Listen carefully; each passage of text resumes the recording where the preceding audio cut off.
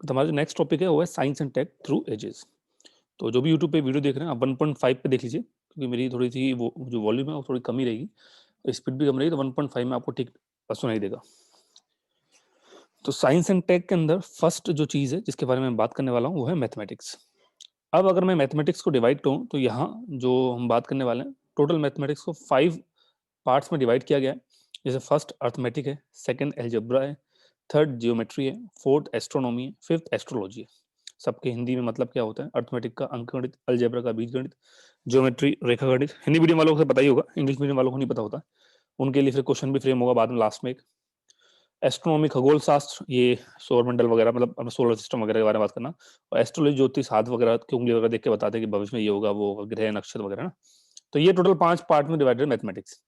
अब हम मैथमेटिक्स में, तो देखिए ये जो आर्ट एंड कल्चर जो चैप्टर है जो मैं आपको पढ़ा रहा हूँ, इसमें इतने नाम है, इतनी सारी चीजें हैं कि जब आप पीडीएफ से पढ़ोगे आपको याद नहीं होगी। पीडीएफ मेरी बहुत छोटी है, मैं आपको पीडीएफ अगर दिखाऊं, मैंने आपको पहले दिखा चुका हूँ, बट एक बार फिर भी देख लो। पीडीएफ इसकी बहुत ज्यादा अच्छी नहीं है, मतलब ये तो टेक्निकल की पीडीएफ आ गई, मैं आपको दिखा देता हूँ।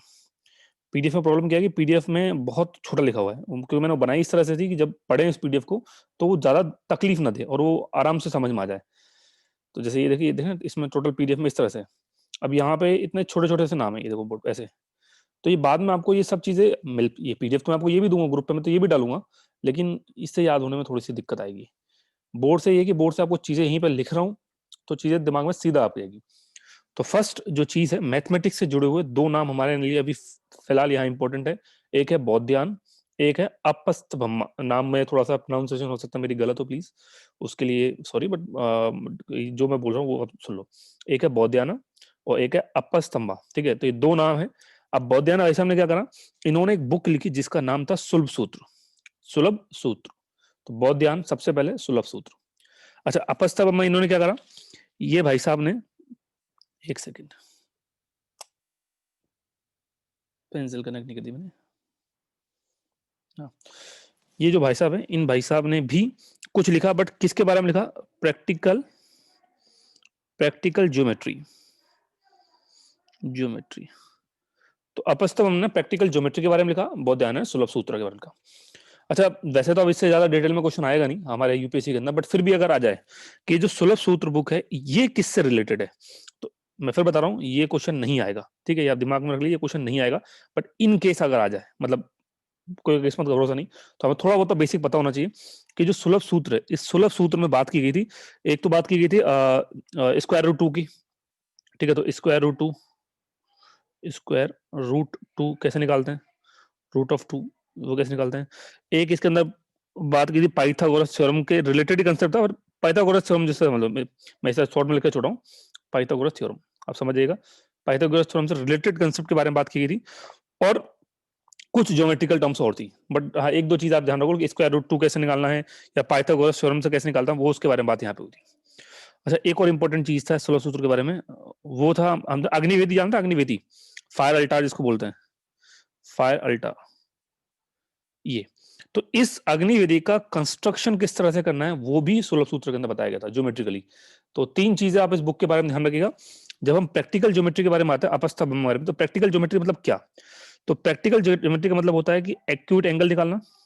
एक्यूट एंगल, एक्यूट एंगल को हिंदी में क्या बोलते हैं प्लीज कमेंट में बताइएगा। और एक होता है obtuse, obtuse angle, obtuse angle. और इसके अलावा क्या था? राइट एंगल तो होइएगा, ठीक है? और एक राइट एंगल, तीसरा राइट एंगल, राइट एंगल। तो ये जो प्रैक्टिकल जो हम इस्तेमाल कर सकते हैं, देख सकते हैं वो चीज। तो ये तीन चीजें यहाँ पे हैं, तीन चीजें ऊपर है। दो बंदों के नाम, Baudhayana, Sulba Sutra, Apastamba, practical geometry. Total mathematics 5 parts में डिवाइडेड है, ठीक है? तो ये तो रहा हमारा फर्स्ट पेज और उससे जुड़े। अच्छा, अक्यूट एंगल न्यून को, ठीक है? ये हिंदी है ये हमारे पास। चलो आगे चलते हैं। अब आप देख रहे होगे पूरे बोर्ड के ऊपर सिर्फ एक ही नाम है, आर्यभट्ट, ठीक है? और आर्यभट्ट के बारे में बात हो रही है, पूरा बोर्ड खाली, इसका मतलब बहुत सारी बातें होंगी। ऑब्फ्यूज अधिक कौन, ठीक है? तो देखो आर्यभट्ट के बारे में क्या बात करें, सबसे पहले तो आपको आर्यभट्ट के बारे में ये पता होना चाहिए कि आर्यभट्ट भाई साहब ने, इसको थोड़ा सा हम कलर चेंज कर लेते हैं, थोड़ा सा चीजें अच्छी लगी कलर में, ढंग का होगा, ठीक है? कि आर्यभट्ट भाई साहब ने जो किताब लिखी, जो बुक लिखी, उस बुक का नाम क्या था जिसपे ऊपर हम बात करने वाले पूरी, क्योंकि पूरी बात हमारे बुक्स के ऊपर डिपेंडेंट चल रही है यहाँ पे। तो आर्यभट्ट की जो बुक है वो बहुत ज्यादा आपको दिक्कत आएगी नहीं नाम याद रखने में, बहुत आसानी से याद हो जाएगी। आर्य भट्टिया, आर्यभट्टी का या भट्टी ऐसे है, ठीक है। तो ये है आर्यभट्ट की किताब का नाम, आर्यभट्टी, आराम से याद हो गया, कोई दिक्कत नहीं है, नाम के ऊपर ही है तो कोई बड़ी बात तो होगी नहीं याद करने में हमें। अच्छा, ये जो बुक थी ये किससे रिलेटेड थी, ये जरा ध्यान रखिएगा। जो आर्यभट्टी बुक है ये रिलेटेड थी हमारी मैथमेटिक्स के साथ साथ में, देखो मैथमेटिक्स तो ही है कि वो तो चल ही रहा है बाय डिफॉल्ट, उसके साथ साथ में एस्ट्रोनॉमी, एस्ट्रोनॉमी मतलब मैथमेटिक्स प्लस एस्ट्रोनॉमी, ये दोनों चीजों से रिलेटेड थी आपकी आर्यभट्टी। ठीक है, तो ये ध्यान रखना, जो आर्यभट्टी का बुक थी सिर्फ मैथमेटिक्स नहीं थी, उसमें एस्ट्रोनॉमी का भी इस्तेमाल किया गया था। एस्ट्रोनॉमी आपको समझा चुका क्या होता है, खगोल शास्त्र बोलते हैं। ठीक है, नेक्स्ट पॉइंट आर्यभट्टी के बारे में कि ये किताब लिखी किस लैंग्वेज में थी, तो उस समय की मैक्सिमम किताबें संस्कृत लैंग्वेज में ही होती थी इनिशियली। तो आप इसको बोलोगे सर ये भी किस में थी, संस्कृत में थी। क्या था इसके अंदर, तो इसके अंदर वैसे बहुत सारी चीजें थी कि आप किस तरह से टाइम निकाल सकते हो, टाइम की कैलकुलेशन कर सकते हो, ज्योमेट्री के बारे में था, ट्रिग्नोमेट्री थी, बीजगणित थी, मतलब हमारी अलजेब्रा थी, काफी कुछ था, एस्ट्रोनॉमी भी, तो वो सब बात करने की जरूरत नहीं, मैथमेटिक्स के अंदर सब कुछ आ चुका है प्लस एस्ट्रोनॉमी। और क्या लिख सकता है इसके बारे में, अच्छा आर्यभट्टिका के बारे में एक और इंपॉर्टेंट चीज है, आर्यभट्टिका नहीं आर्यभट्ट के बारे में, आर्यभट्टिका का चैप्टर में खत्म करता है, आर्यभट्ट ने और भी बहुत सारी चीजें बताई इस किताब के अलावा। वो क्या है कि आर्यभट्ट भाई साहब ने ये बताया कि किस तरह से अर्थ की, अर्थ जो है उसकी शेप जो है, हालांकि आर्यभट्ट के अकॉर्डिंग अर्थ की शेप कैसी थी, राउंड, जो ऐसी है नहीं, हम देख चुके हैं ज्योग्राफी में अर्थ राउंड नहीं होता, बट आर्यभट्ट के अकॉर्डिंग अर्थ कैसा है, राउंड शेप का। एक तो ये चीज, साथ में उसने ये भी बताया कि अपने एक्सेस पर रोटेट कर रहा है, rotates on its own axis. तो ये एक अर्थ के बारे में आर्यभट्ट ने इंफॉर्मेशन दी। इसके अलावा किसी भी ट्राइंगल का एरिया कैसे निकालना है वो बताया। ठीक है, एलजेब्रा जो है, एलजेब्रा के बारे में काफी चीजें पता करी, मतलब एलजेब्रा से जुड़ी बहुत सारी इंफॉर्मेशन देयर आफ्टर। इसके अलावा और क्या बताया था आर्यभट्ट ने, हाँ हमारे एक इंपॉर्टेंट चीज है कि पाई, पाई की वैल्यू, कि पाई की वैल्यू कैसे निकालते हैं वो आर्यभट्ट ने बताया। तो ये कुछ इंपॉर्टेंट चीज है आर्यभट्ट से जुड़ी। बाकी और भी एक दो पॉइंट थे, इसके कर मेरे दिमाग मुझे याद आ नहीं रहा है, एक दो पॉइंट और थे इससे जुड़े, आर्यभट्ट से जुड़े, अर्थ राउंड है, रोटेट ऑन एक्सिस, और क्या था, ठीक है, और मैं इसमें देख लेता हूँ, एक दो पॉइंट में मिस करूँ शायद। देखो, earth is round, rotate on axis, area of triangle, algebra को डिस्कवर करा, पाई की वैल्यू बताई। इसके अलावा एस्ट्रोनॉमिकल डेफिनेशंस जो थी वो, true position of planet and moon, movement of the sun and moon, and calculation of eclipse. ठीक है, तो ये चीज और ये भी मैं जोड़ देता हूँ, कैलकुलेशन ऑफ इक्लिप्स, इसके अलावा ट्रू पोजीशन इसके प्लैनेट एंड मून। तो आई थिंक इतनी इन्फॉर्मेशन सफिशिएंट है आर्यभट्ट के बारे में ना, इस इन्फॉर्मेशन से हमारा काम हो जाएगा। जो मेन मेन पॉइंट हमें याद रखना है मैंने आपके सामने ले दिया आर्यभट्ट का, ये पीडीएफ भी आपको मिल जाएगी, तो उस आप देख लीजिएगा। नेक्स्ट आते हैं ब्रह्मगुप्ता। अब हम किसके बारे में बात करें, ब्रह्मगुप्ता के बारे में। तो ब्रह्मगुप्ता के बारे में बात करते देखते हैं इन भाई साहब ने क्या क्या इंपॉर्टेंट काम किए पूरे ड्यूरेशन के अंदर। तो फर्स्ट थिंग जो ब्रह्मगुप्ता के बारे में आपको याद रखनी है वो है इनकी किताब का नाम, और वो मैं थोड़ा सा पेन चेंज कर देता हूँ। उस बुक का नाम था, नाम से ये बहुत आसानी से याद हो जाएगा क्योंकि इनके खुद के नाम पे ही होती है, ब्रह्मा, ब्रह्मस्पुता सिद्धांता। ठीक है, तो ये तो बड़ी आसानी से आपको याद हो जाएगी क्योंकि इसमें कुछ खास है नहीं, जो बंदा था उसी बंदे के नाम के ऊपर बुक है, तो ज्यादा डिफिकल्टी आपको आएगी नहीं इसके नाम को याद रखने में। चीज है कि इस बुक के अंदर क्या था, तो ये बहुत ज्यादा इंपॉर्टेंट है, प्लीज इसको स्किप मत करिएगा, इसको हमेशा याद रखिएगा। एक तो ये कि इस भाई साहब ने नेगेटिव नंबर जो है वो डिफाइन कर दिया।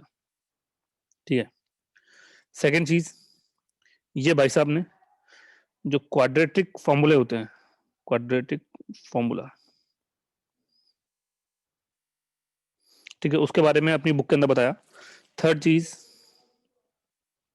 Zero as a number define करा, और जीरो को एज अ नंबर क्यों डिफाइन करा, क्योंकि इसने नेगेटिव नंबर बताया।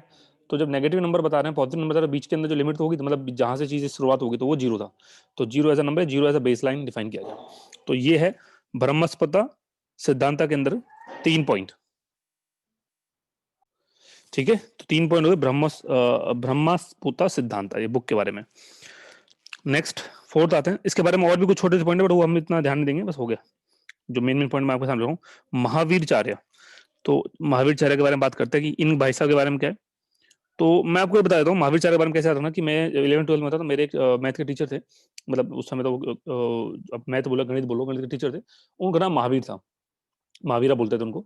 तो मैंने तो इसको ऐसे याद किया अपने टीचर के नाम पे कि जब भी महावीर है, महावीर सर ऐसा ना कुछ नाम आता है तो मैं बोलता हूँ गणित के टीचर थे मेरे, तो इनकी जो बुक है उसका नाम है गणित सारा संग्रह। ठीक है, तो इससे क्या ये चीजें थोड़ी सी नाम आपको बस याद रखने में थोड़ी सी आसानी होगी कि भाई, किसी ने कमेंट किया है, आवाज लैग हो गई, दोबारा बता दो। ठीक है, तो पॉइंट ये था लास्ट पॉइंट पे रोहन, लास्ट पॉइंट हम यहाँ पे आए थे इस वाले में। इसमें ये था कि ब्रह्मगुप्ता के बारे में बात रही थी, तो ब्रह्मगुप्ता में 3 पॉइंट है कि एक तो इसने नेगेटिव नंबर डिफाइन करा, एक क्वाड्रेटिक फॉर्मूला बताया, एक जीरो का एज अ नंबर बताया। ठीक है, और जीरो नंबर डिफाइन करना क्यों, क्योंकि अगर आप कोई नेगेटिव नंबर बता रहे हो, आप कोई पॉजिटिव नंबर बता रहे हो, तो बीच में एक बेस तो होगा जहां से स्टार्ट होगा, तो बेस क्या रहेगा, जीरो, जीरो के उधर पॉजिटिव, जीरो के उधर नेगेटिव, इस तरह से। तो ये नेगेटिव नंबर, ये पॉजिटिव नंबर, और बेस हो गया जीरो। फोर्थ महावीरचार्य, तो महावीरचार्य ने कौन सी बुक लिखी, उसका नाम था गणित सारा संग्रह। ये मैंने टीचर के नाम पे बताया कि जो मेरे टीचर का नाम था महावीर, उनसे याद रखिए कि गणित पढ़ाते थे, तो इस तरह से आपको ये याद हो जाएगा। तो गणित सारा समुच्चय। और कुछ बारे में बात करनी है महावीरचार्य के बारे में, तो वैसे तो कुछ खास इसमें है नहीं, बस वही है कि गणित के अंदर क्या बताया होगा उन्होंने, सब कुछ वही ट्रायंगल वैंगल और सब बताना, बस काफी, मतलब बुक का नाम भी याद रख लोगे तो भी काफी है। अब आता है भास्कर वन। तो देखते हैं भास्कर वन के बारे में क्या, सबसे इंपॉर्टेंट चीज बुक के बारे में बात करते हैं, हर चीज सबके अंदर सबसे मेन चीज तो बुक ही होगी। तो बुक होगी यहाँ पे भास्कर के बारे में, आर्य भट्टिया भाषा। आप बोलोगे सर इसके नाम में कैसे आर्यभट्ट आ गया, तो आप ये समझ लो कि भास्कर जो था आर्यभट्ट का फैन था, तो जो भास्कर फर्स्ट भास्कर आया उसने अपनी बुक का नाम ही आर्यभट्ट के ऊपर रखा, तो आर्यभट्टीय भाष्य। तो ये आपको बुक का नाम याद हो गया। ठीक है, अब इंपॉर्टेंट चीज क्या है यहाँ पे कि ये जो भास्कर वन है, इसके ऊपर इसरो ने अपनी पहली जो सैटेलाइट लॉन्च करी थी 1979 में, उसका नाम था भास्कर वन। स्पेलिंग गलत लिख दी, भास्कर वन। ठीक है, तो फर्स्ट सैटेलाइट थी जो इसके भास्कर वन के नाम पे लॉन्च लॉन्च की गई थी 1979 के अंदर। और कोई पॉइंट इसके बारे में? अच्छा, बाकी ठीक है, अगर आपसे पूछा जाए कि आर्यभट्ट या भाष्य के अंदर किसके ऊपर डिपेंडेंट है, तो ये मैथमेटिक्स प्लस एस्ट्रोनॉमी, इन दोनों पर है। आप बोलोगे मैथमेटिक्स प्लस एस्ट्रोनॉमी क्यों, क्योंकि आर्यभट्ट नाम आ चुका है, और आर्यभट्ट के बारे में मैं आपको पहले बता चुका हूँ, ये तो ऊपर आर्यभट्ट के बारे में बात की थी मैंने कि मैथमेटिक्स प्लस एस्ट्रोनॉमी। तो सिमिलरली जब यहाँ पर दोबारा आर्यभट्ट का नाम आ रहा है, आर्यभट्ट भाष्य, तो ये भी मैथमेटिक्स प्लस एस्ट्रोनॉमी, याद हो गया। चलो अब आगे चलते हैं। भास्करचार्य ये सेकंड है, ये भास्कर सेकंड है, फर्स्ट तो हो चुके जिनके बारे में यही पॉइंट था कि उन्होंने आर्यभट्टीय भाष्य बुक लिखी, और इसरो ने 1979 में सैटेलाइट लॉन्च करी भास्कर वन। इन भाई साहब के बारे में क्या इंपॉर्टेंट पॉइंट है, ये काफी इंपॉर्टेंट है, थोड़े से ध्यान को मैंने पूरा बोर्ड इनके लिए छोड़ा हुआ है। सबसे पहले इनकी किताब के बारे में बात करते हैं, तो इनकी बुक थी सिद्धांत सिद्धांता शिरोमणि, सिद्धांता शिरोमणि, तो ये है इनकी बुक का नाम, सिद्धांता शिरोमणि। ठीक है, तो भास्कर टू आ गया। अब बस यहीं पे एक ऐसा कि यहाँ पे इनके नाम के ऊपर कुछ नहीं है, तो बस लास्ट भास्कर टू में आ गया। भास्कर टू थोड़ा सिद्धांतवादी थे, भास्कर वन ने चलो ठीक है आर्यभट्ट का नाम कर दिया, बट इन्होंने सिद्धांत को प्रवेश के सिद्धांत शिरोमणि की बुक का लिखा। इस बुक को 4 पार्ट्स में डिवाइड किया गया। पहला पार्ट है बीजगणित, बीजगणित नहीं, पहला पार्ट है लीलावती। ठीक है, तो जो फर्स्ट पार्ट है वो है लीलावती, ये नाम याद रखिए, लीलावती काफी आने वाला है। सेकंड जो पार्ट है इस बुक के 4 पार्ट में डिवाइडेड है। सेकंड है बीजगणित, एलजेब्रा बोलते हैं इसको हम, बीजगणित। थर्ड पार्ट है इसी का गोलाध्याय, गोलाध्याय। और फोर्थ पार्ट होगा इसका ग्रह गणित, ग्रह गणित। चलिए एक एक करके बात करते हैं। लीलावती किसके बारे में थी, तो लीलावती थी अर्थवैतिक, अर्थमेटिक। ठीक है, बीजगणित आपको पता है, बीज जब एलजेब्रा होता है, एलजेब्रा। गोलधारा क्या होता है, गोलधारा बेसिकली ये होता है जो होता है ना स्पेयर्स वगैरह, स्पेयर्स। और ग्रह गणित किसके बारे में, ग्रह गणित प्लैनेट्स के बारे में, ग्रह नाम से होता है लोग, प्लैनेट्स एस्ट्रोनॉमी से जुड़े हुए। तो टोटल जो सिद्धांता शिरोमणि जो बुक लिखी गई, उसको 4 पार्ट्स में डिवाइड किया गया, लीलावती, अर्थमेटिक, बीजगणित, अलजेब्रा, गोलधारा, स्पेयर, और ग्रह गणित किसके बारे में, प्लैनेट के बारे में। इसके अलावा, इन सब के अलावा, ये तो चलो बुक लिख दी, इसके अलावा कुछ और पॉइंट हो रहे हैं भास्कर के बारे में कि एक होता है साइक्लिक मेथड, साइक्लिक, स्पेलिंग में थोड़ा सा मिस्टेक कर दिया, साइक्लिक मेथड, या इसको हिंदी में बोलते हैं चक्रवत मेथड, चक्रवत मेथड। ये जो मेथड था, इसके आप इन्वेंशन बोल सकते हो या इसका क्रेडिट बोल सकते हो, ये किसके पास है? ये है भास्कर वन के बारे में। और इस मेथड के बारे में डिटेल में कहां लिखा हुआ है? लीलावती के अंदर। लीलावती क्या है? सिद्धांत शिरोमणि का जो फर्स्ट सेक्शन था उसको बोलते हैं लीलावती। तो उसके अंदर एक मेथड लिखा हुआ साइक्लिक मेथड या चक्रवर्ती मेथड, जो किसके लिए इस्तेमाल होता है? एल्जेब्रिक इक्वेशन को सॉल्व करने के लिए। ये भी लिख देता हूं, कहां इस्तेमाल होता है? एल्जेब्रिक इक्वेशन को सॉल्व करने के लिए। एल्जेब्रिक इक्वेशन को सॉल्व करने के लिए, बस इतना काफी है। साइक्लिक मेथड है, चक्रवर्ती मेथड है, ये इस्तेमाल होता है एल्जेब्रिक इक्वेशन को सॉल्व करने के लिए। कहां लिखा हुआ है? लीलावती के अंदर। लीलावती क्या है? सिद्धांत शिरोमणि बुक का फर्स्ट सेक्शन है। देन एक और इंपॉर्टेंट चीज, नाम, दो नाम लिख देता हूं मैं, येलो पेन पेन चेंज कर लेते हैं। एक बंदा है जेम्स टेलर, जेम्स टेलर, और दूसरा बंदा है फैजी। जेम्स टेलर ने जो बुक थी क्या नाम है इसका, लीलावती, उसको ट्रांसलेट किया इंग्लिश के अंदर। सिमिलरली फैजी ने इसको ट्रांसलेट किया किसके अंदर? अपनी जो अरबियन लैंग्वेज, पर्शियन लैंग्वेज इसको बोलते हैं, पर्शियन में। कौन सी बुक? सिर्फ स्पेशली ये वाली बुक, लीलावती, क्योंकि यही इनके मेनली काम की थी, अर्थमेटिक से जुड़ी थी ना। तो अब इनको वैसे तो बहुत सारे सेक्शन आते हैं, बीजगणित भी है, बट जो इसमें मेन जो भास्कर टू का रोल था वो सिर्फ लीलावती था। लीलावती के अंदर बहुत सारी चीजें बताई गई, और सबसे सबसे बड़ी चीज क्या थी? Cyclic method. ये तो इसको कन्वर्ट करना जरूरी था, क्योंकि ये जो लिखी गई थी संस्कृत में थी, तो इसको कन्वर्ट करना जरूरी था इंग्लिश में। तो वो काम किया जेम्स टेलर ने इंग्लिश में कन्वर्ट करने के लिए, और अरब को, मुगल को पढ़ने के लिए अकबर के टाइम पे फैजी जो कोर्ट स्कॉलर था, उसने इसको कन्वर्ट करा किसमें? पर्शियन लैंग्वेज में। तो ये टोटल भास्कर सेकंड के बारे में ये सारे पॉइंट हो गए। मेन किताब का नाम सिद्धांत शिरोमणि, बाकी सब आप याद रख लीजिएगा, ठीक है? एक बार देख लो बोर्ड पर, अच्छे से देख लो, यहीं पे याद कर लो, फिर आगे बढ़ते हैं, ठीक है? तो ये 7 हो गए, 7 को मैं एक बार दोबारा सबको याद दिला देता हूँ, एक बार में जो मेन मेन पॉइंट आप याद कर लो, फिर हम आगे बढ़ते हैं ऐसे ना। दोबारा से कर लेते हैं, रिकॉल कर लेते हैं, यही याद कर लेते हैं, ज्यादा आगे क्यों जाना। सबसे पहले बौद्धायन सुलभ सूत्र बुक के बारे में 3 पॉइंट थे। फाइव अल्टा, 2 का स्क्वायर रूट निकालना, और पाइथागोरस थ्योरम से रिलेटेड कंसेप्ट, मतलब पाइथागोरस थ्योरम नहीं है, उससे रिलेटेड कंसेप्ट है, ठीक है? तो ये इससे रिलेटेड है, रिलेटेड मैं बता रहा हूँ। पाइथागोरस एग्जैक्टली पाइथागोरस थ्योरम नहीं बताई थी। फिर अपस्तंभ आया, अपस्तंभ क्या, प्रैक्टिकल ज्योमेट्री के बारे में बताया, राइट एंगल निकालना, एक्यूट एंगल, ऑब्स्ट्यूट एंगल निकालना, ठीक है? देयर आफ्टर सेकंड नंबर पे आता है हमारे कौन? आर्यभट्ट। आर्यभट्टीय लिखा, जिसमें मैथ एस्ट्रोनॉमी से जुड़ा हुआ था, संस्कृत लैंग्वेज के अंदर थी। अर्थ राउंड है, अपने एक्सिस पर रोटेट कर रहा है, ट्रायंगल का एरिया निकालना, एल्जेब्रा के बारे में इंफॉर्मेशन दी, पाई की वैल्यू निकालना, ठीक है? पाई की वैल्यू, पाई की वैल्यू। उसके अलावा इक्लिप्स के कैलकुलेशन कैसे करते हैं, ट्रू पोजीशन और प्लैनेट अर्थ की कैसे बताता है, वो आर्यभट्ट के अंदर थी। देयर आफ्टर ब्रह्मगुप्ता आते हैं। ब्रह्मगुप्ता ने ब्रह्मगुप्ता सिद्धांत लिखा, नेगेटिव नंबर्स के बारे में बताया, क्वाड्रेटिक फॉर्मूले के बारे में बताया, zero as a number define करा, एक बेस डिफाइन कर दिया, उसके इधर नेगेटिव, उसके इधर पॉजिटिव। चौथा महावीरचार्य, मेरे हमने टीचर के नाम से आ रहे हैं, गणित, तो गणित सारा संग्रह, ठीक है? भास्कर वन, भास्कर आर्यभट्ट का फैन था, तो आर्यभट्ट भाष्या, ठीक है? मैथ प्लस एस्ट्रोनॉमी, इसको लॉन्च किया, इसके ऊपर एक सेटेलाइट 1979 के अंदर। There after Bhaskaracharya second, second आते हैं, तो सेकंड सिद्धांतवादी, सिद्धांत शिरोमणि, ठीक है? लीलावती मेन बुक थी, जिसको जेम्स टेलर ने इंग्लिश में कन्वर्ट करा, फैजी ने पर्शियन में कन्वर्ट करा। साइक्लिक मेथड जो था, जो एल्जेब्रिक इक्वेशन को सॉल्व करने का मेथड था, वो लीलावती के अंदर ही मेंशन था, सेक्शन के अंदर। तो इस तरह से हमने 7 पढ़ लिए। अब हम आते हैं 8 पे, 9, 8, 9, 10 कुछ अदर पॉइंट भी हैं मैथ से जुड़े हुए, कुछ और इंपॉर्टेंट नाम है। एक है नारायण पंडित। तो नारायण पंडित के बारे में क्या चीज है वो जरा देख लीजिएगा, कि नारायण पंडित जो भाई साहब हैं, ठीक है, इन्होंने क्या चीज करी जो हमारे काम की है। तो इनके 2 चीज है नारायण पंडित से जुड़ी, एक तो है क्या था, गणिता कौमुदी, ऐसे कुछ नाम है, गणिता कौमुदी, ठीक है? और दूसरी जो बुक है वो है एक गणित, एक थी बीज गणित, बीज गणिता वतमसा, ठीक है?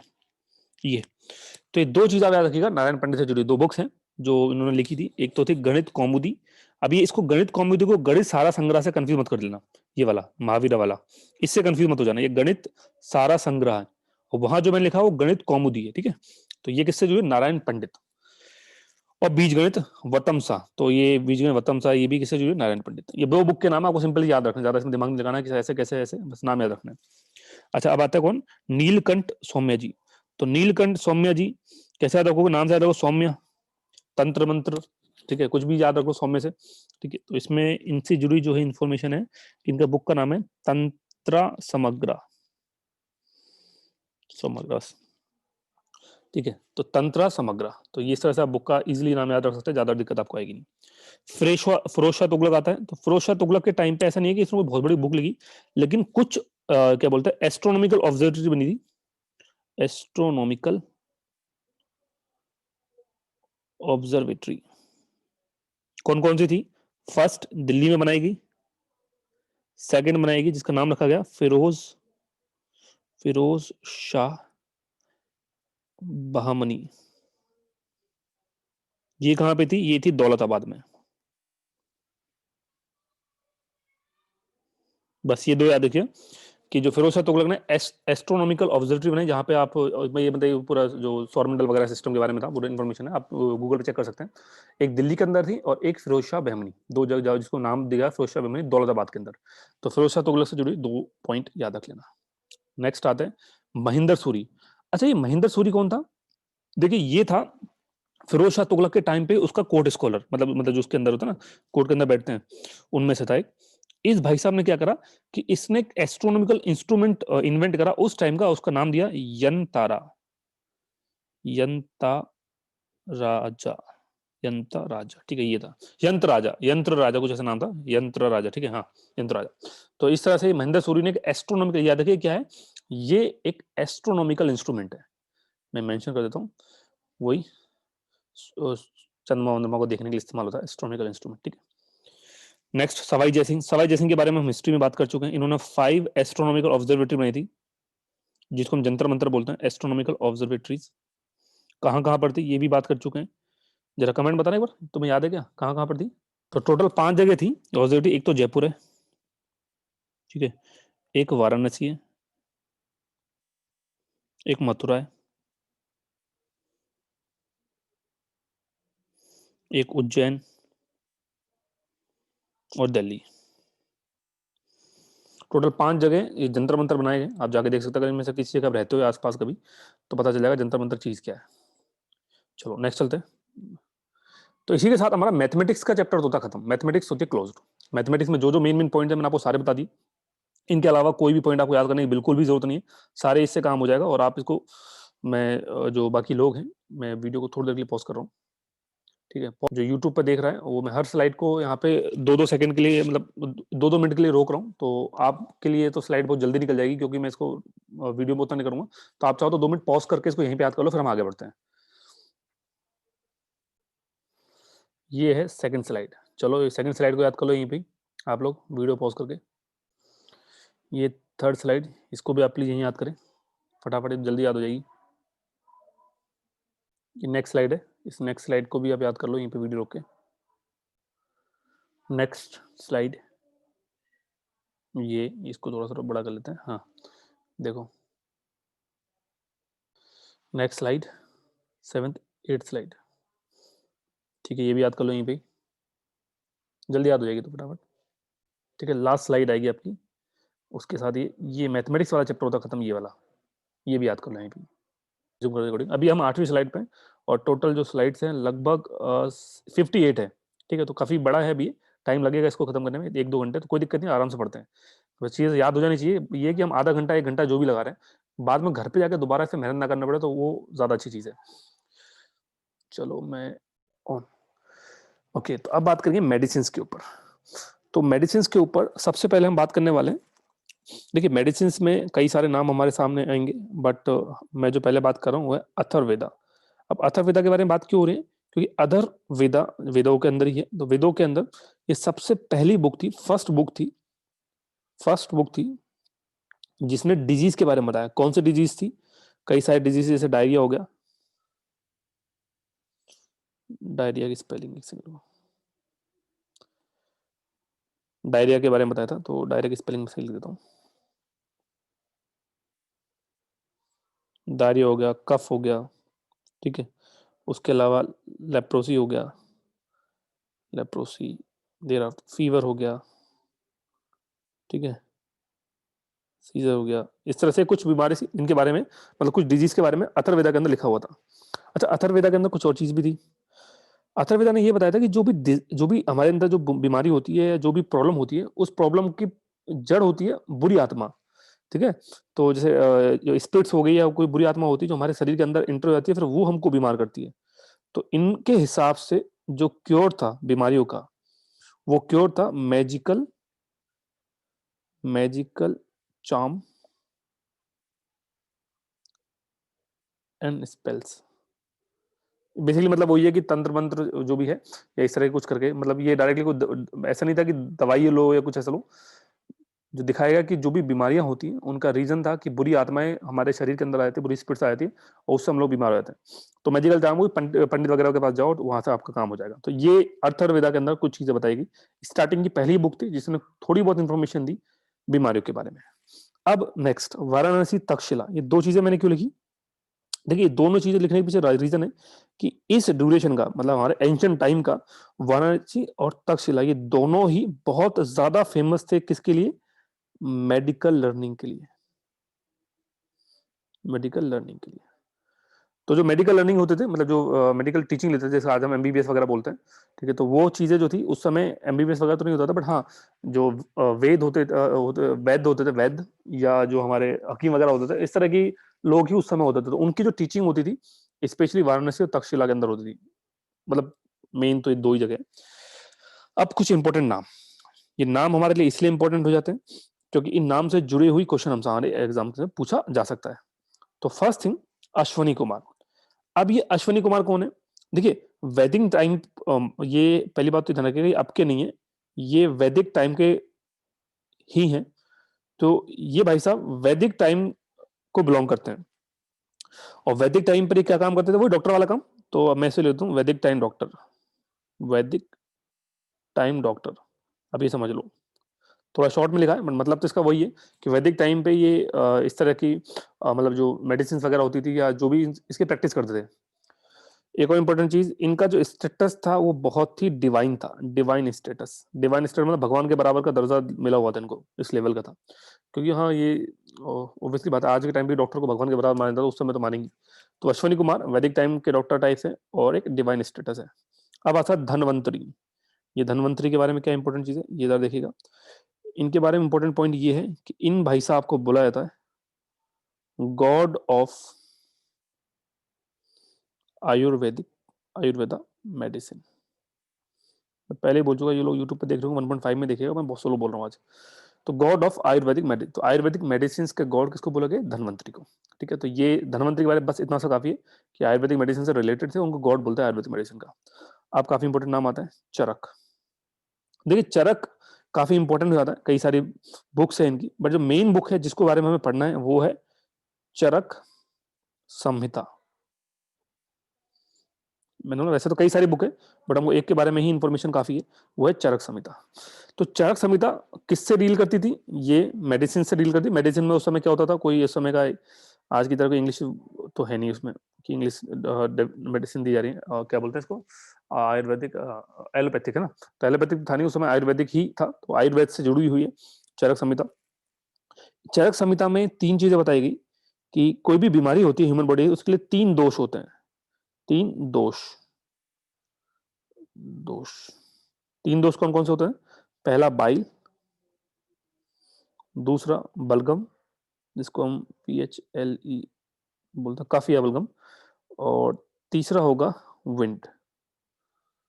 तो बीमारी के पीछे रीजन बताए गए तीन, बाइल, बलगम, फलगम और विंड। ये तीन रीजन बताए गए जिससे इंसान बीमार होता है।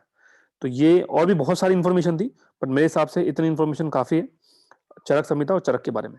चरक ने चरक संहिता लिखी, तीन दोष बताए गए, और भी बहुत सारी इंफॉर्मेशन मैं फिर बोल रहा हूँ, वो आपको मेरी बुक के अंदर मिल जाएगी, बट मुझे जो इंपॉर्टेंट लग रहा है मैं आपको सिर्फ वही यहाँ बता रहा हूँ। फोर चलते हैं, बुक मतलब मेरे जो नोट्स है PDF उसमें। ससुर, सुश्रुत। अब ये भाई साहब क्या है, नाम से पता चल रहा है, आपको पता होगा अगर थोड़ा बहुत आपने पुराना कभी पढ़ा हो, तो ये सर्जरी से जुड़े हुए हैं। ठीक है, इनको बोलते हैं फादर ऑफ सर्जरी। ये थोड़ा सा इंपॉर्टेंट देखना क्या चीज है, फादर ऑफ सर्जरी। बुक कौन सी थी इसकी? इनकी बुक थी, बहुत ही इंपॉर्टेंट है, एक सेकेंड,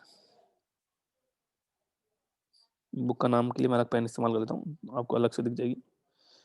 इनकी बुक बहुत ज्यादा इंपॉर्टेंट है, ध्यान रखिएगा। बुक का नाम सुश्रुत, फिलहाल की आपको दिक्कत आएगी नहीं क्योंकि इनके नाम के ऊपर ही है, SHRUT, सुश्रुत संहिता। ठीक है, तो ज्यादा तकलीफ आएगी नहीं क्योंकि ज्यादातर किताबें इनके नाम के ऊपर ही होती है, तो ऐसा नहीं बहुत ज्यादा हमको तकलीफ आने वाली है, बट फिर भी एक बार के लिए याद रहेगा तो ज्यादा बेटर है। तो सुश्रुत फादर ऑफ सर्जरी। ठीक है, जो बुक लिखी वो थी क्या? सुश्रुत संहिता। अब इंपॉर्टेंट चीज, एक बुक, इस बुक में किसके बारे में बताया गया? तो इस बुक के अंदर दो चीजें बहुत स्पेशली डिफाइन करी गई। एक तो थी राइनो राइनो प्लास्टी, और एक दूसरा था, वो था ऑप्थेल्मोलॉजी। ऑप्थेल्मोलॉजी, ठीक है, ये दो चीज थी। अच्छा, राइनोप्लास्टी क्या है? राइनोप्लास्टी का मतलब होता है जब भी किसी नाक वाक टूट जाती है तो उसको प्लास्टिक सर्जरी से दोबारा कैसे जोड़ते हैं, तो ये आप समझिएगा नाक से जुड़ा हुआ, नाक की प्लास्टिक सर्जरी, ठीक है, प्लास्टिक सर्जरी। और ऑप्थोमोलॉजी आंख से है, आंख, ये आंख बनाया तो ऐसे, ये लो समझ जाओगे आंख है, ठीक है। तो आंख में जो क्या बोलते हैं कैटरेक्ट होता है ना, कैटरेक्ट, कैटरेक्ट, कई बार देखो आपने, कई लोगों की आंखें मतलब अगर आपने देखा हो नहीं तो यूट्यूब वगैरह पे, कई लोग आंखों के ऊपर एक परत जम जाती है, एक लेयर जम जाती है, धुंधली धुंधली सी, उससे दिखना बंद हो जाता है। तो इन्होंने वो परत, अच्छा अच्छा, दूसरी चीज सोचो तो करते कैसे थे, मतलब सर्जरी कैसे करते, ये डेड बॉडी को लेकर आते थे और पूरी डेड बॉडी को चीर फाड़ देते थे, और अंदर तक उसमें हर एक चीज देखते थे कि किस तरह से अपनी बॉडी की डिजाइनिंग है, उसके बेसिस पे फिर ये अपना एक्सपेरिमेंट करते थे। तो ये एक अच्छी चीज़ है, और इसी वजह से ये इतने सक्सेसफुल भी रहे कि जो लोगों की जैसे कई सारी चीज़ें युद्ध में हो जाता था, वो भी मेन तो इनकी दो ही चीज़ें, ऐसे उन्होंने बहुत सारी सर्जरी करी, बट मेन जो फेमस था वो ये जो प्लास्टिक सर्जरी की जो करते थे वो, और दूसरी चीज़ कैटरेक्ट, जो आंख में कैटरेक्ट हो जाता है उसको साफ करके बाहर निकालना। डे आफ्टर, बस हो गया सोच के बारे में, इतने पॉइंट काफी हैं। चलिए आगे बढ़ते हैं नेक्स्ट। अब आता है सारा गंधार। तो इसमें भी येलो पेन ले लेता हूं बुक का नाम लिखने के लिए हम। तो सारा सारा सारंगधर, इसका सॉरी सारंगधार बोला, सारंगधर नाम है। सारंगधर की जो किताब होगी अगेन उन्हीं के नाम पे होगी, सारंगधर संहिता, सारंगधर संहिता। तो ये भाई साहब ने क्या बोला अपनी बुक के अंदर? इन भाई साहब ने बोला कि आप गांजे का इस्तेमाल करो, ओपियम का, इन मेडिसिन, गांजा नहीं अफीम बोलते हैं इसको ना, हाँ, अफीम का इस्तेमाल करो, और किस चीज के लिए, मेडिसिन के लिए, और ओपियम का एक और जगह इस्तेमाल बताया उन्होंने, यूरिन एग्जामिनेशन के लिए, एग्जामिनेशन के लिए, ठीक है। तो ये इस तरह से कुछ एक दो बात बोली, बट मेन तो आपको ये याद रखना कि किताब का नाम क्या था, सारंगधर संहिता, बस बात खत्म। क्या बोला वो इतना कुछ खास इंपॉर्टेंट नहीं, बुक का नाम बड़ा इंपॉर्टेंट है, सारंगधर संहिता। अब नेक्स्ट आते हैं अली इब्न रब्बान। तो इन भाई साहब की जो बुक था उसका नाम था फिरदौस, फिरदौस अल हिक हिकमरा, ऐसा कुछ नाम था, फिरदौस अल हिकमा, ठीक है। तो ये इनकी किताब थी फिरदौस अल हिकमा। तो ये किसके बारे में डील करती है? ये डील करती है, जैसे आपने देखो आयुर्वेदिक सिस्टम होता है उस तरह होता है यूनानी सिस्टम, हकीम वाला, ठीक है। तो यूनानी सिस्टम के बारे में स्पेशली ये बुक डील करती थी। अली इब्न रब्बान की, जो इंडिया के अंदर ही लिखी, मतलब लिखी तो कहाँ की उसका मैं, बट इंडिया के अंदर ही इस बुक की जो यूनानी सिस्टम था ये बाद में फर्दर इस बुक की मदद से काफी ज्यादा डेवलप हुआ। नेक्स्ट है आर्थर एंड हिज, उनके जो शिष्य थे, ये बंदा नाम है क्या, आर्थर, और उसका जो शिष्य है अग्निवेशा। अच्छा, दोनों के नाम क्यों इंपॉर्टेंट है? क्योंकि इन दोनों ने भी एक्सटेंसिवली डील किया किसके साथ, आयुर्वेद के साथ। तो क्वेश्चन कैसे आ सकता है, ये दो नाम ले देंगे, तो आथर और उसका जो शिष्य था अग्निवेशा, इन भाई साहब ने आयुर्वेद के बारे में काफी सारी इंफॉर्मेशन दी। तो वो आप इसमें लिख सकते हैं, दोनों नाम आ सकते हैं, आथर आय और अग्निवेशा किससे रिलेटेड है, आपका जवाब होगा सर आयुर्वेद से रिलेटेड है। अच्छा, एक आता है राष्ट्र चिकित्सा, रस चिकित्सा सिस्टम, एक तो मेरे बोलने में बड़ी दिक्कत होती है, रस चिकित्सा सिस्टम। तो ये किससे डील करता है? ये डील करता है मिनरल मेडिसिन से, मिनरल मेडिसिन से, ठीक है। जैसे आजकल आज के टाइम जैसे हम कफ सिरप बोलते हैं, ठीक है, तो उस तरह की जो मिनरल मेडिसिन होती है ये उससे डील करता है रस चिकित्सा सिस्टम। मतलब आप कोई भी जैसे इत्र, मतलब वो जो आयुर्वेदिक मेडिसिन होता था उसको बिल्कुल एक लोग घोट पीट के एक रस बनाते थे, और इस तरह से वो लोग कफ सिरप टाइप से वो लोगों को देके उनको ठीक किया जाता था। नेक्स्ट चलते हैं, 10 हो चुका, 11 कहाँ पे आ गए तुम लोग, यहाँ तक आ चुके, हाँ। अब आता है नेक्स्ट, फिजिक्स एंड केमिस्ट्री। तो फिजिक्स एंड केमिस्ट्री पढ़ने से पहले एक बार से मैं दोबारा आपको ये पूरा जो मेडिसिन है ये याद करा देता हूँ। जल्दी से मैं हर एक स्क्रीनशॉट को आपके सामने लेके आऊंगा, मतलब हर एक स्लाइड को, ज्यादा देर के लिए, मुश्किल से 5 सेकंड के लिए आप उसको वहीं पे वीडियो पॉज करके याद रख लीजिए, फिर हम आगे बढ़ते हैं। तो पहले ही आ गया, जो यूट्यूब पे देख रहे हैं वीडियो पॉज करके इसको याद कर लो। Next slide, 9th one. चलो, पूछूंगा तो जवाब देना, तब पता चलेगा कितना तुम लोगों को याद है। धन्वंतरी, गॉड ऑफ आयुर्वेद, ये बहुत याद रखना, गॉड ऑफ आयुर्वेदिक धन्वंतरी। चरक, चरक संहिता जो आयुर्वेद से जुड़ा था। तो 3 दोष बताए गए, बाइल, बलगम और विंड। होपफुली हो गया होगा, आगे बढ़े ना। 10th, चलो सुश्रुत। तो सुश्रुत के बारे में कुछ खास नहीं, सुश्रुत के बारे में मेन चीज है खास, सॉरी, सुश्रुत के बारे में 2 चीज खास है। एक तो फादर ऑफ सर्जरी, एक सुश्रुत संहिता। सुश्रुत संहिता में किसके बारे में बात करेंगे? राइनोप्लास्टी, जो नाक की प्लास्टिक सर्जरी थी। एक ऑप्थोमोलॉजी, ऑप्थोमोलॉजी का मतलब क्या है? आंख में जो कैटरेक्ट जम जाता है उसको, मतलब जो भी आंख के ऊपर एक लेयर आई थी उसको हटा के साफ करना, कैटरेक्ट का जो ऑपरेशन था वो। तो ये सुश्रुत के बारे में है। फिर हम बात करते हैं नेक्स्ट 11th, यहाँ सारंगधर है, ये आप देख लो, मैं 2 मिनट वीडियो पॉज करके, ये रोक ले, अच्छा पॉइंट है। बस हो गया। सारंगधर, सारंगधर संहिता। ओपीएम के बारे में बताया, मेडिसिन में यूरिन एग्जामिनेशन के लिए इस्तेमाल कर सकते हैं अफीम को। अली इब रब्बान, फिरदौस अल हिकमा, ये याद रखना, भूल जाओगे आप, यूनानी सिस्टम से डील करता है। आथर का जो शिष्य था अग्निवेशा, उसने भी आयुर्वेद के बारे में लिखा। और रस चिकित्सा सिस्टम मिनरल मेडिसिन से जुड़ा हुआ है। आई थिंक ये आपको यहीं पे क्लास के अंदर ही मेडिसिन और मैथमेटिक्स आराम से याद हो गया होगा। ये फायदा है थोड़ा सा बोर्ड में पढ़ाने का। मुझे पता है कि बोर्ड पर टाइम ज्यादा लगता है, अगर मैं इसको स्लाइड में बताऊं तो स्लाइड में मैं आई थिंक 20 मिनट में खत्म भी कर चुका था अभी तक इसको। लेकिन हमारा मकसद खत्म करना नहीं है, स्टार्टिंग में बताया था, हमारा मकसद है किसी तरह चीजें बस अच्छे से याद हो जाए, बात खत्म। चलो, तो नेक्स्ट हम बात करने वाले हैं फिजिक्स एंड केमिस्ट्री के बारे में। रिकॉर्डिंग ऑन होगी? यस। तो फिजिक्स और केमिस्ट्री से डील करने के लिए आपको सबसे पहले बात करनी पड़ेगी पंचभूत की। पंचभूत क्या है?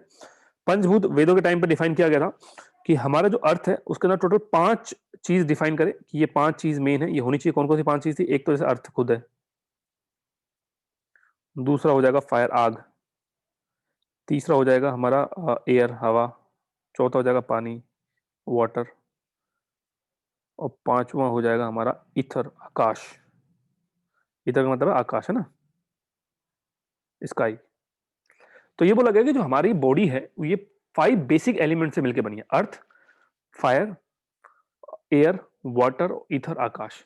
अच्छा, ये पांचों चीज किस चीज को सिंबलाइज करते हैं वो भी जरा आप देख लो एक बार, कि पांचों के पांचों किस चीज को बताते हैं।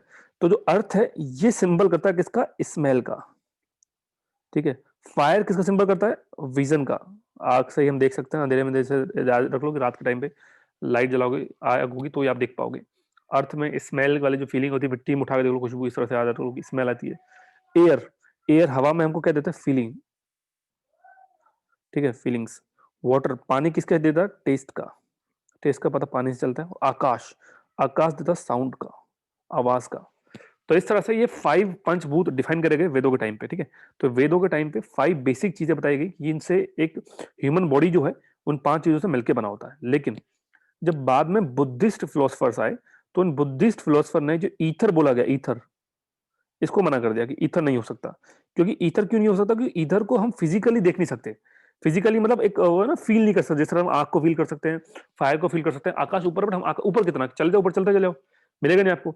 तो आकाश एक ऐसी चीज है जिसको हम फिजिकली क्या बोल सकते हैं, फील किया जा सके। तो उसकी जगह उन्होंने मेंशन करा किसको? इसके स्थान पे, मतलब ईथर की जगह पे, लाइफ, जॉय और सौरो, जिंदगी, खुशी और मतलब दुख और दर्द। तो ईथर की जगह ये चीजें जो हम फील कर सकते हैं, लाइफ, जॉय एंड सोरो। तो याद रखना कि ये पांचवा एलिमेंट ईथर यहां से कट जाएगा बुद्धिस्ट फिलोसफी में, और उसकी जगह पे लाइफ, जॉय और सोरो आ जाएगा। बस ये पॉइंट आपको याद रखना है, ठीक है। चलो यही याद कर लो जल्दी से। अभी देखो, अभी खत्म नहीं हुआ है, अभी हमारा खत्म है, अभी काफी कुछ बात करनी है एपीसी के बारे में। अब इंपॉर्टेंट चीज देखिए, बाद में जब बहुत सारे जब ये टाइम, तो कई लोगों ने बताया आगे कि ये जो 5 चीज है, ये जो 5 एलिमेंट है, 5 जो एलिमेंट है ये बने 5 डिफरेंट टाइप ऑफ परमाणु से। और परमाणु को कैसे डिफाइन किया गया? परमाणु को डिफाइन किया गया कि ये सबसे लास्ट मतलब ये वैसा एलिमेंट है जिसको, मैटर ऐसा है जिसको फर्दर सब डिवाइड नहीं कर सकते, मतलब विच कैनॉट सब डिवाइड फर्दर। तो ये था परमाणु। अच्छा, तो ये बात किसने बताई कि ऐसे 5 डिफरेंट टाइप ऑफ परमाणु से मिलकर बनता है परमाणु, कैसा एलिमेंट है? तो उसके लिए हमें वो नाम इंपॉर्टेंट है हमारे लिए कि किसने इस पर्टिकुलर के बारे में बात की। तो परमाणु के बारे में आपको बता चुका, लास्ट वो मैटर होता है जिसको हम फर्दर सब डिवाइड नहीं कर सकते। और ये बताने वाले में सबसे पहले में थे कनाडा एंड पखाडू कत्यायाना, ठीक है, ये मैंने नाम पहले दिया, नाम मुझे इसका याद नहीं होता। इन दोनों भाई साहब ने सबसे पहले इस बारे में डील कर, इन्होंने बताया आइडिया ऑफ एटम्स, कि एटम्स क्या होता है उसके बारे में बेसिक आइडिया, मतलब जो परमाणु की जो होता है ना बेस, वो इन्होंने बताया, कनाडा और पखाडू कनाडा। तो ये जो एटम्स का आइडिया दे दिया। दूसरा इसके बाद, अच्छा ऊपर आते हैं, एक और बंदे हैं यहाँ पे, ये जो, अच्छा एक यही तो है कनाडा, है ना। तो कनाडा जी ने एक चीज और बताई, इन्होंने बताया कि जो मटेरियल वर्ल्ड है, material world is made of कण, कण कण, कण को इंग्लिश में कहें KAN, कणा। मतलब इन्होंने बोल दिया कन्नड़ भाई साहब ने कि जो हमारा विश्व है, ये जो वर्ल्ड दिख रहा है, ये कण से मिलकर बनाओ। कण को सबसे छोटा पार्टिकल बताया जिसको आप फर्दर सब डिवाइड नहीं कर सकते, कण बोल दो या परमाणु बोल दो। तो जो परमाणु की बेसिक डेफिनेशन है, जो हम एटम्स तक पहुंचते हैं, वो स्टार्ट हुई थी यहां से, वैदिक टाइम से। कन्नडा और पखाडू कत्यांगना, ये दो बहुत इंपॉर्टेंट नाम है, इससे जुड़े हुए एटम्स के बारे में बताया। और ये बोला कन्नडा ने, स्पेशली कन्नडा ने, कि मटेरियल वर्ल्ड जो बना हुआ है कण से मिलकर बना हुआ, इस कण को आप फर्दर सब डिवाइड नहीं कर सकते। आगे चलते हैं, मेसोपोटामिया। अब मेसोपोटामिया तक पहुंच गए हम लोग। उससे पहले मैं आपको पिछले वाली स्लाइड पे लेके जाता हूँ, और चाहूंगा आप इसको यहीं याद कर ले, दोनों स्लाइडों को, फिर हम आगे बढ़ते हैं। ये हो चुका, ये आप यहीं याद कर लीजिए, ठीक है। इसमें भी एक दो चीज मैंने बताई, ये तो 5 बता दी कि एलिमेंट से बनता है, इसमें कोई दिक्कत नहीं, ये आप यहीं देख लो एक बार जल्दी से, हो जाएगा, 30 सेकंड हो जाएगा। तो अब बात करते हैं मेसोपोटामिया की। तो मेसोपोटामिया में क्या चीज मिली है? देखिए मेसोपोटामिया यहाँ पे जो मैंने जिस संदर्भ में, जिस पॉइंट को समझाने के लिए मैंने इस मेसोपोटामिया का नाम लिया, वो आप जरा देख लो एक बार अच्छे से, वो समझ में आएगा, तो काम हमारा आ जाओ आधा वैसे हो जाएगा।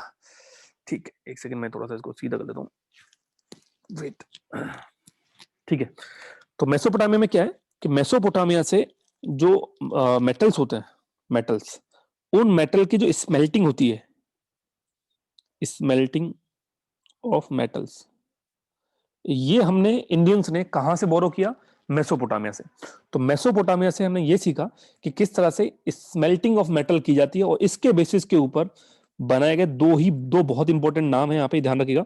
एक तो है मेहरोली का जो आयरन पिलर है, iron pillar of Mehrauli, Qutub Minar के अंदर जो है, ऑफ मेहरोली, मेहरोली दिल्ली के अंदर, ये मुझे बताने की जरूरत नहीं होनी चाहिए। और सेकंड चीज है जो गौतम बुद्धा का आइडियल है, गौतम बुद्धा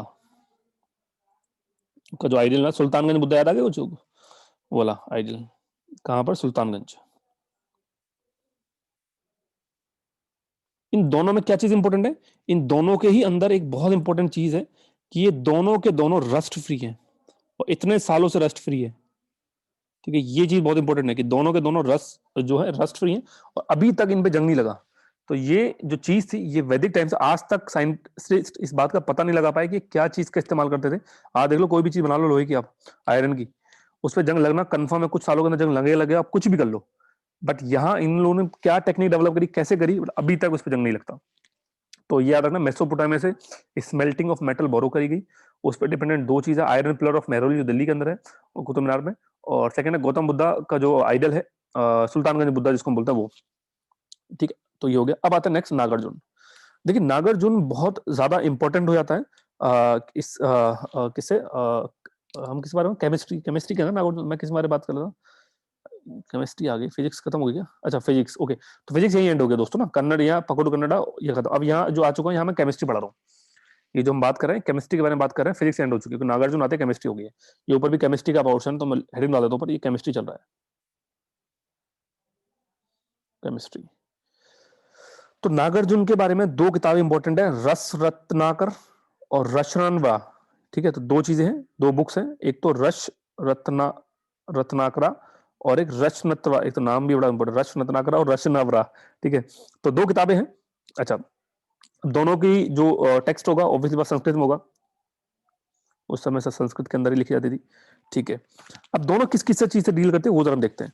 तो फर्स्ट जो बुक है रस रत्नाकरा, तो ये जो बुक है ये एक्सटेंसिवली डील करती थी किसके साथ, ये क्या बोलते हैं अरे क्या बोलते हैं, life of x of life. मैं थोड़ा सा ले लेता हूँ, एक्स लिखकर, एक सेकंड स्पेलिंग गलत लिख रहा हूँ, x liquor of life from Mercury. Basically इसका मतलब है कि जीवन अमृत बनाना, अमृत बनाना किसके? मरकुरी। तो ये रचनात्मक ग्रुप ने बताया कि मरकुरी की मदद से आप किस तरह से एक अमृत बना सकते हो, एक ये चीज थी। तो मतलब ये, हाँ, बस ये समझ लो कि रचनात्मक का जो बुक है ये मरकरी, स्पेशली मरकरी से डील करती है कि मरकरी की मदद किस तरह से मरकरी का आप इस्तेमाल कर सकते हो अमृत बनाने में। एक्सक्लूसिव ऑफ लाइफ का मतलब होता है अमृत बनाने में। दूसरा है रचनावरा। तो रचनावरा डील करता है तंत्र विद्या से, तो ये तांत्रिज्म से डील करता है। बस काफी है, आई थिंक इतनी इन्फॉर्मेशन मोर देन सफिशिएंट है इन दोनों बुक के बारे में। नागार्जुन ने 2 किताबें लिखी, रचनत्राकरा संस्कृत में थी, रचनावरा भी संस्कृत में। रचनत्राकरा ये बताता है कि मरकरी से कैसे आप जीवन अमृत बना सकते हो, हालांकि आज जानते हो अमृत नाम की वो चीज नहीं होती, बट फिर भी एक ही हो गया। और दूसरा तांत्रिज्म जो है, तांत्रिज्म से डील करता है रचनावरा। रचनावरा, ठीक है, ठीक हो गया, बस याद कर लो। चलो आगे बढ़ते हैं। थोड़ा सा बोलने में थोड़ा डिफिकल्टी, बाकी तो याद तो हो जाएगा। बुद्धा जिसको बोलते हैं, नागार्जुन रचनावर्तरा, रचना, एक तो नाम रशरा, रशरा, सॉरी यार, नाम मेरे को लेने में थोड़ी दिक्कत हो रही है। और रचनावरा, तो 2 है, एक मरकरी से किस तरह से जीवन अमृत बनाते हैं वो, और एक रचनावरा। इन दोनों में से ना ऊपर रत्नाकर आ रहा है, रत्नाकर, नीचे रत्नाकर नहीं है, नीचे रशार, रशार नवा, ठीक है। तो इसलिए थोड़ा सा बस याद रखना, नाम में दिक्कत आ सकती है, बाकी तो मेरे हिसाब से आपको कोई दिक्कत आएगी नहीं। बोलने में दिक्कत आ सकती है, लिखे हो तो पढ़ने में समझ जाओगे। क्वेश्चन कराऊंगा अभी, बेफिक्र करो, क्वेश्चन आपको समझ में आ जाएगा। चलिए आगे बढ़ते हैं। अब आइए भाई साहब, ये है जो 2 किताब है, एक है तुजुक ए बाबरी, और एक है जिसको तुजुक बाबरी क्या है, ऑटोग्राफी है बाबर की। और एक है आयना एकबरी, जो अबू फजल इब्न मुबारक, इन दोनों मतलब एक ही बंदे का नाम है, इन दोनों नहीं बोला ना, अबू फजल इब्न मुबारक इस बंदे ने लिखी थी। अच्छा, तो इन दोनों के बारे में क्या क्या पॉइंट हमें याद रखना वो जरा देख लो। तो सबसे पहले बात करते हैं तुजुक बाबरी। तुजुक बाबरी जो ऑटोग्राफी थी बाबर की, उसमें यह बताया गया, स्पेशली मेंशन किया गया कि किस तरह से तोप होते हैं, तोप, कास्टिंग ऑफ कैनन, तोप वगैरह कैसे बनाना है, किस तरह से उसकी कास्टिंग करते हैं, ठीक है। तो ये बनाया गया। आयना एक अकबरी जो अबू फैजल ने लिखी थी। अबू फैजल कोर्ट स्कॉलर था अकबर के टाइम पे। तो इस भाई साहब ने क्या बताया कि किस तरह से आप रेगुलेशन ऑफ परफ्यूम ऑफिसेस, उस समय के जो परफ्यूम ऑफिसेस होते थे तो उसके रेगुलेशन के बारे में किताब है आईना अकबरी। तो परफ्यूम से जो रिलेटेड है, ये समझिएगा, परफ्यूम के हमें केमिस्ट्री का पार्ट है, इसलिए हमने इसको यहाँ इंक्लूड कर रहे हैं। डन। तो परफ्यूम से रिलेटेड था आईना अकबरी, परफ्यूम ऑफिस का किस तरह से रेगुलेशन होता था, मतलब एडमिनिस्ट्रेटिव सिस्टम को बताना था अकबर के टाइम का। और तुझो के बाबरी कास्टिंग ऑफ कैनन के बारे में। चलिए आगे बढ़ते हैं। 16th, अब आते हैं वराहमीर के बारे में, बट उससे पहले मैं आपको पुरानी स्लाइड खोल देता हूँ, वो आप याद कर लो एक बार जल्दी से, फिर आगे बढ़ते हैं। आगे अब है वराहमीर। तो वराहमीर से पहले जो रागेश्वरा है, इसके बारे में बात करें, वो छोटा सा है रागेश्वरा, नीचे जो लिखा हुआ है, इसको हम खत्म कर लेते हैं, छोटा सा ही है, फटाफट खत्म हो जाएगा। तो रागेश्वरा के बारे में क्या इन्फॉर्मेशन है कि ये भाई साहब ने बताया, रागेश्वरा जी ने, कि किस तरह से आप मरकुरी का इस्तेमाल कर सकते हो, यूज ऑफ मरकुरी, किसके लिए? इमोर्टल बनाने के लिए, बॉडी को,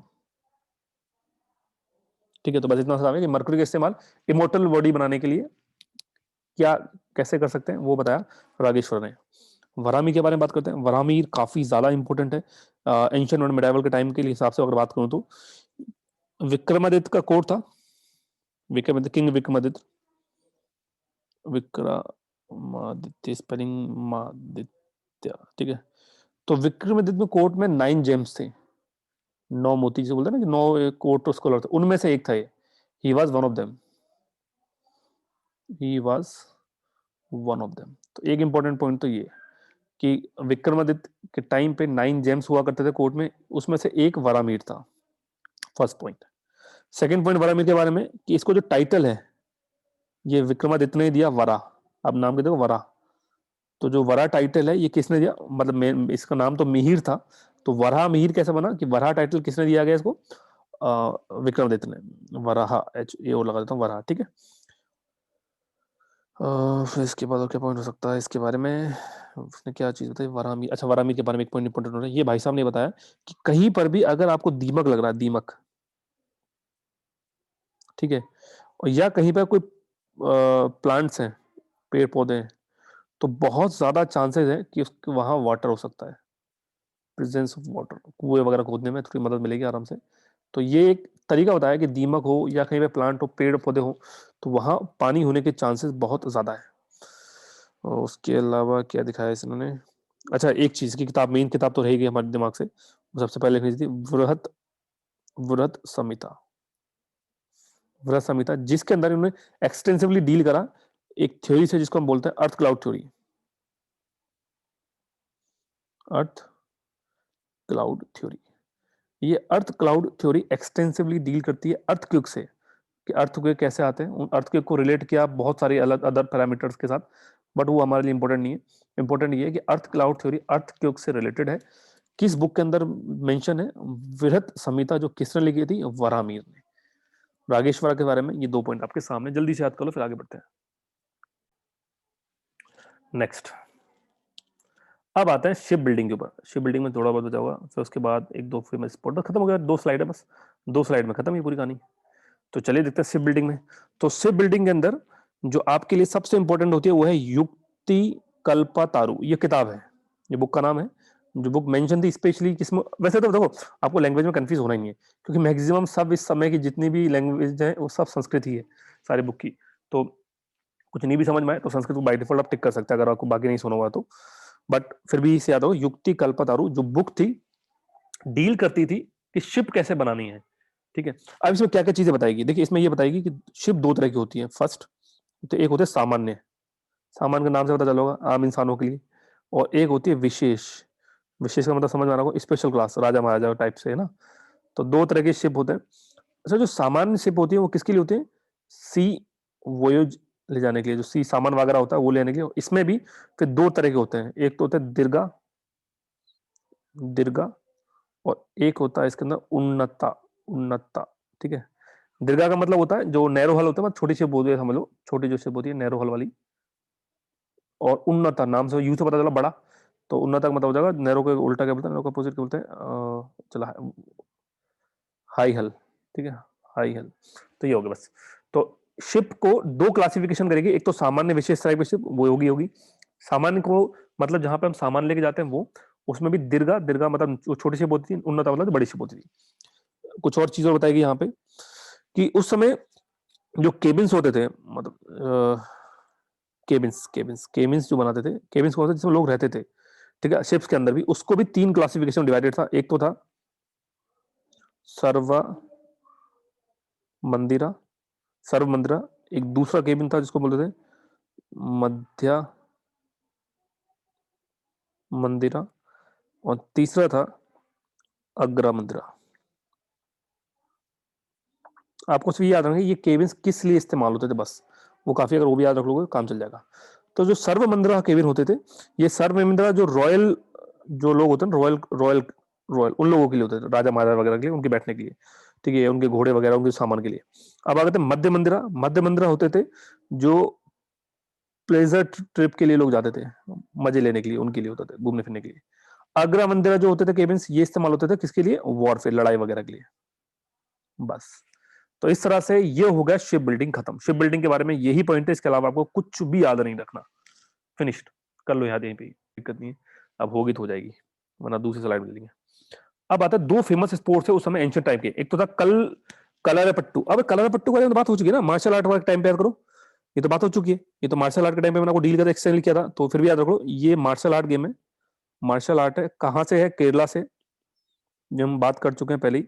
ठीक है, इसको चाइना लेके गया एक वो थे ना, साधु थे, बौद्धि धर्मा। इसके ऊपर मूवी बनी, मैंने देखी थी मूवी, उसमें बड़े अच्छा रोल दिखाया बौद्धि धर्मा। तो बौद्धि धर्मा कल्प तरु गेम को कहाँ लेके गया? चाइना में। मार्शल आर्ट है, उनको सिखाया। ठीक है, और जूडो कराटे वगैरह भी है, इसी के पार्ट है।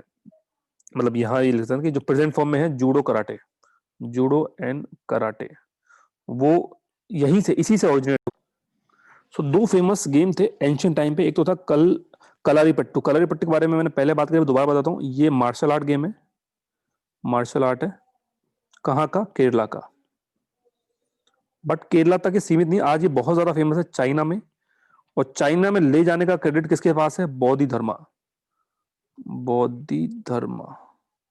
ये एक साधु थे जो लेके गए, बहुत ज्यादा आप ये समझ सकते हैं कि इसमें महारत हासिल थी। कलरपट्टू अभी जो प्रेजेंट फॉर्म है, जिसको कराटे या जूडो हम बोलते हैं, ये कराटे जूडो जो चाइना वाला को ज्यादा चाचू पांचू करते हैं ना, ये इंडिया से गया उनके पास। और कहाँ से गया, कलारीपट्टू से, ये याद रखना। और कौन लेके गया था, बौद्ध धर्म, इससे थोड़ा इंपॉर्टेंट होता है। कल को कोई चाइनीज ज्यादा बकवास करेगा, मिलेगा भी आपको कि कराटे कराटे जुड़ो हम ये हमारे, तो बोलना भाई तुम्हारे पास कराटे जुड़ो गया है तो इंडिया से, कलारीपट्टू हमें ने तो बताया तुमको कौन सा पता था। सेकंड, चेस, शतरंज। अभी हम चेस बोलते हैं, तो उस समय इसको चेस नहीं बोलते थे। उस समय ये बहुत फेमस साइंस नेम है उसको, इसका नाम था चतुरांग। चतुरांग, ठीक है। तो उस समय इसका नाम था चतुरांगा बोलते थे उसको।